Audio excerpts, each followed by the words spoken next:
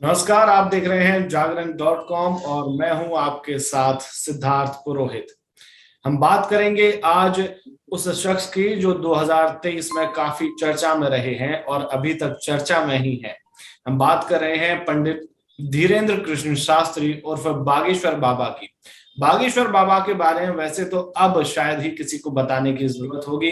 अगर कोई जरा सी भी न्यूज देखता है तो कहीं ना कहीं से उनके बारे में जानता ही है। लाखों की फॉलोइंग है, करोड़ों की फॉलोइंग है।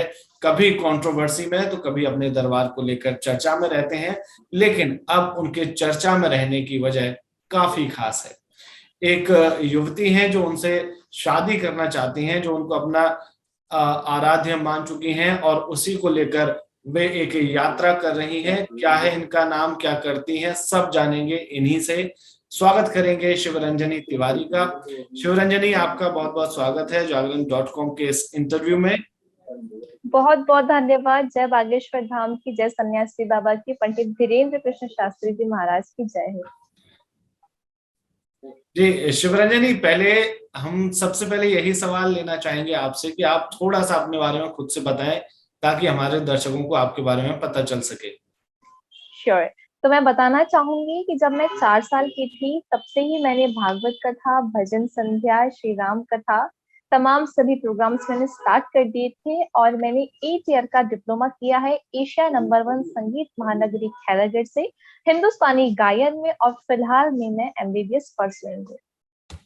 अच्छा, तो एमबीबीएस करते करते आपको एक आराध्य किसी को मान लिया है आपने, आप स्पिरिचुअलिटी में चली गई हैं, या फिर यूं कहें कि स्पिरिचुअलिटी करते करते आप एमबीबीएस में आ गई हैं? इस प्रश्न का जवाब देने के लिए मुझे आपको थोड़ा सा अपना फैमिली बैकग्राउंड बताना पड़ेगा। जी। तो जो मेरा फैमिली बैकग्राउंड है, मैं बताना चाहूंगी कि परम पूज्य गुरुदेव जगतगुरु शंकराचार्य स्वामी स्वरूपानंद जी महाराज के परिवार से हमारा परिवार ताल्लुक रखता है। और जो मेरे पिताश्री हैं वो परम पूज्य शंकराचार्य महाराज जी के रिश्ते में भतीजे लगते हैं। तो मेरे दादा दादी के समय से अपने घर में मैं इस तरह का आध्यात्मिक वातावरण देखती हूँ। मेरे माता पिता भी वैसे ही हैं और मैं तो स्पिरिचुअल और रिलीजियस बचपन से ही हूँ। आपको क्या लगता है, सीधा सवाल करता हूं मैं आपसे, आपको क्या लगता है कि जब आप उनके सामने ये प्रस्ताव रखेंगी कि आप धीरेन्द्र कृष्ण शास्त्री जी से शादी करना चाहती हैं, तो आपको क्या लगता है वो क्या कहेंगे, उनका क्या जवाब होगा? देखिए, मैंने किसी भी न्यूज चैनल में या मीडिया में ये नहीं कहा है कि मैं शादी का प्रस्ताव लेके जा रही हूँ या शादी करने जा रही हूँ अब या दुल्हन बनने जा रही हूँ। जब से मैंने गंगा कलश यात्रा की है, जो मेरी मनोकामना है, वो जो मेरा संकल्प है, वो सिर्फ श्री बालाजी महाराज को पता है और इसके अलावा किसी को नहीं पता। हाँ, लोग इसको, क्योंकि मैं बागेश्वर धाम जा रही हूँ तो कई लोग कह रहे हैं कि मैं शादी करने जा रही हूँ, मनचाहा वर पाने जा रही हूँ। कई लोगों ने तो यहाँ तक कह दिया कि भाई मैं अपने हाथों में माला लेके जा रही हूँ, मैं जो पूज्य महाराज जी के गले में डालने वाली हूँ।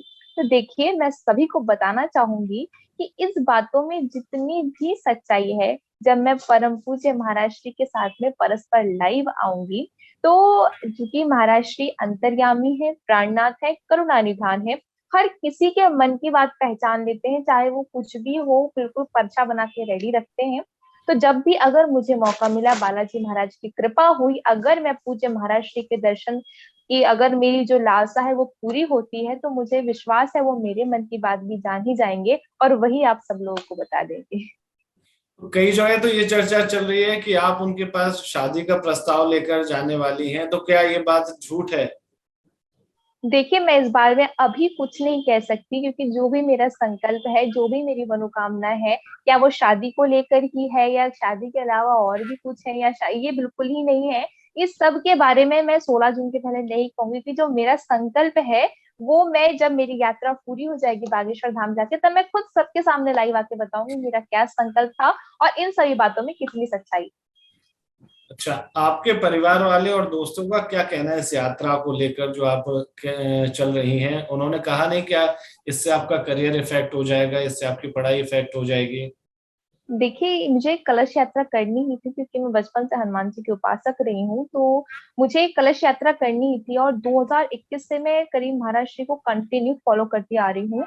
और लिटरली मैं बताना चाहूंगी, जब से मैं बागेश्वर धाम में अपने आप को मैंने समर्पित किया है और जब से मैं बागेश्वर धाम के चरणों से जुड़ी हूँ, तब से मेरा लाइफ में जो सडन चेंजेस आए हैं, मैं उसको मतलब बयान नहीं कर सकती। बहुत ही ज्यादा, मतलब मैं बिल्कुल ही बदल सी गई हूँ, मेरा जीवन ही पूरा बदल गया है। और क्यों ना बदले, तो मेरी आस्था बागेश्वर धाम में दिन पर दिन बढ़ती चली गई। तो मैंने सोचा चलो इस यात्रा निकालते हैं। मैंने तो कहा था कि हरिद्वार से बागेश्वर चलते हैं, क्योंकि हम लोग हरिद्वार रहते, से बागेश्वर धाम चलेंगे।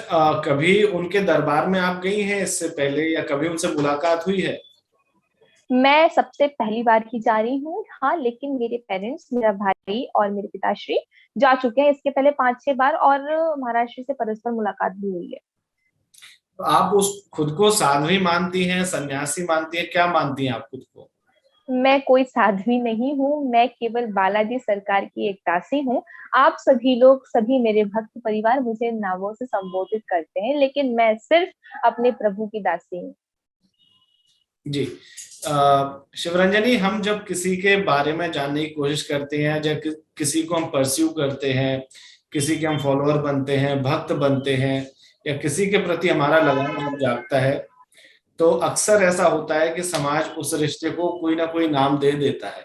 कभी हमें भक्त बोला जाता है, कभी उनका छात्र बोला जाता है, कभी उनका अनुयायी बोला जाता है, कभी कहा जाता है कि उनका इनके साथ विशेष रिश्ता है। तो आप अपने रिश्ते को कैसे बताएंगे कि क्या रिश्ता अभी तक है आपका उनसे? देखिए, मैं तो अपने बालाजी सरकार की भक्त हूँ। कुछ लोग मुझे बिल्कुल ही, मेरी बातों का बिल्कुल खंडन कर रहे हैं। कुछ लोग कह रहे हैं पब्लिसिटी स्टंट है।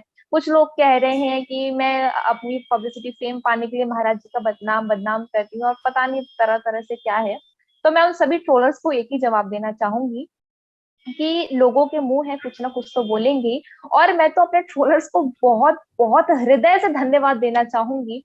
ना ही आप लोग मुझे ट्रोल करते, ना ही मुझे इतने बड़े बड़े चैनल जैसे आप ही का चैनल मुझे कवर कर रहा है, और भी तमाम बड़े बड़े चैनल मुझे कवर करते। अच्छा, एक सवाल उनकी तरफ से भी मैं पूछ लेता हूँ कि अमूमन ऐसा माना जाता है जो हनुमान जी की भक्ति करते हैं, कठोर भक्ति, आम भक्ति तो कोई भी कर लेता है, एक तपस्या स्तर की जो भक्ति होती है वो काफी कठोर होती है। उसमें आपको पूरे लाल वस्त्र धारण करके और पूरे संयम के साथ उसको करना होता है। इसलिए अमूमन ऐसे लोग ब्रह्मचारी हो जाते हैं और वो गृहस्थ जीवन से, गृहस्थ आश्रम से, सांसारिक जीवन से मोह त्याग देते हैं और इन सारी चीजों को बंधन के तौर पर देखते हैं, और वो किसी भी इंसान से ज्यादा रिश्ता नहीं रखना चाहते। उनका रिश्ता सिर्फ उनके आराध्य के प्रति देखने को मिलता है। ऐसी स्थिति में यदि वो मना कर देते हैं कि नहीं, मुझे आपसे कोई रिश्ता नहीं रखना, या आपसे मुझे निकटता नहीं रखनी है, आप मेरे पास नहीं आइए, या मुझे आपसे मिलना ही नहीं है, शिवरंजनी का क्या अगला कदम होगा?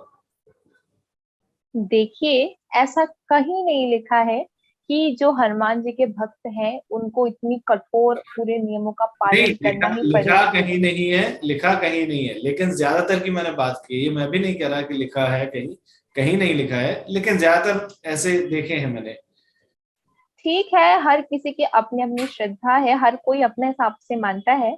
मेरी जो भी मनोकामना है, जो भी मेरे मन की इच्छा है, मुझे लगता है मेरे बालाजी सरकार वो समझ चुके हैं, क्योंकि मैंने केवल अपने बालाजी महाराज को बताया है। जब मैंने गंगा कलश उठाया था, तभी मैंने अपनी मनोकामना, मेरा संकल्प मैंने बालाजी के चरणों में समर्पित कर दिया था।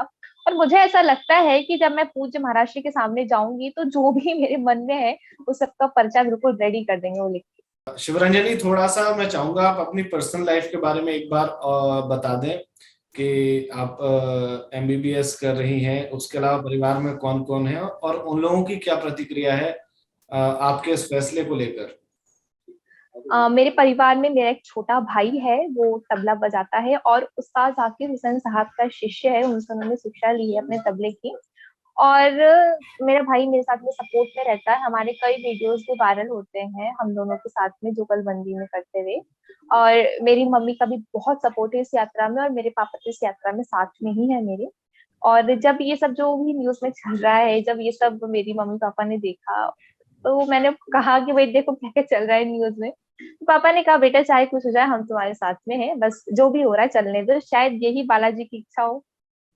बहुत बहुत धन्यवाद आपका शिवरंजनी, और हम चाहेंगे, हम आशा करते हैं कि आपकी जो भी मनोकामना है जिसको लेकर आप पद यात्रा कर रही हैं वो जरूर पूर्ण हो, और हम आपसे फिर एक बार बात करेंगे जब आप इस बात को डिस्क्लोज करेंगी कि आपकी मनोकामना क्या थी और आप क्या मनोकामना लेकर इतनी लंबी पद यात्रा कर रही थी।